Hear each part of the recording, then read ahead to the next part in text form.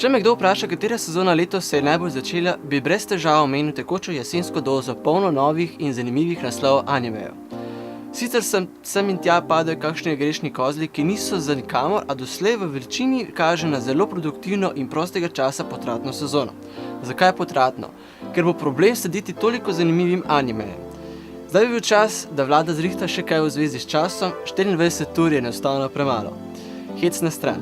Začnimo raje spet z nekaj ugledanimi animeji. V prvi vrsti bi začel z enim nadnaravnim trilerjem, ki je postavljen 1000 let v prihodnost, potem ko svet zajame nenavadno prekletstvo.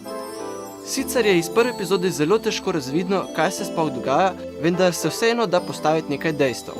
Človeštvo je rabilo 1000 let, da se je prekletstvo prilagodilo.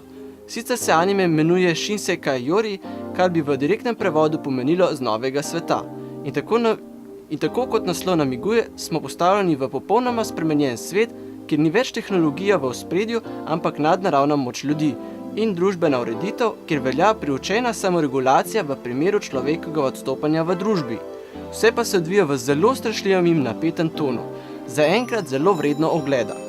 Če nadaljujem z nadnaravnimi TV serijami s precej tipično akcijsko noto, bo naslednji na tapeti z naslovom Codebreaker.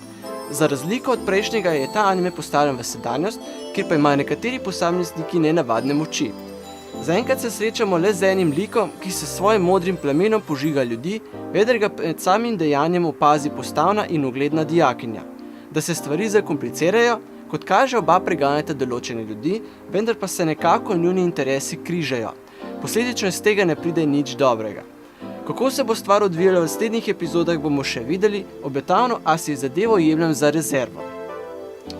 Če sem v prejšnjih epizodah za konec pustil še kakšen anime za sproščanje negativnih kritik, imam tokrat na zalogi enega med najbolj priporočenimi.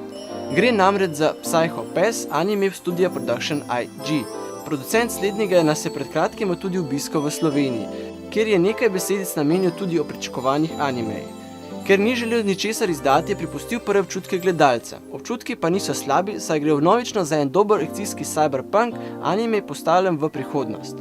Vrti se okoli sveže policijske posebne enote, ki je za prvo nalogo potaknja enega psihološko najtežjih primerov. V svetu, kjer je vsaka človeška psiha pod nadzorom, ena oseba naredi hud prekršek in jo morajo zato izločiti iz družbe. Ker pa ni tako lahko, če pobegne v sivo cono tega ogromnega Big Brotherja. Desna roka in leva roka tej posebni noti so posebni kazenci, ki svoj zločin perejo s tem, da pomagajo reševati umazane posle.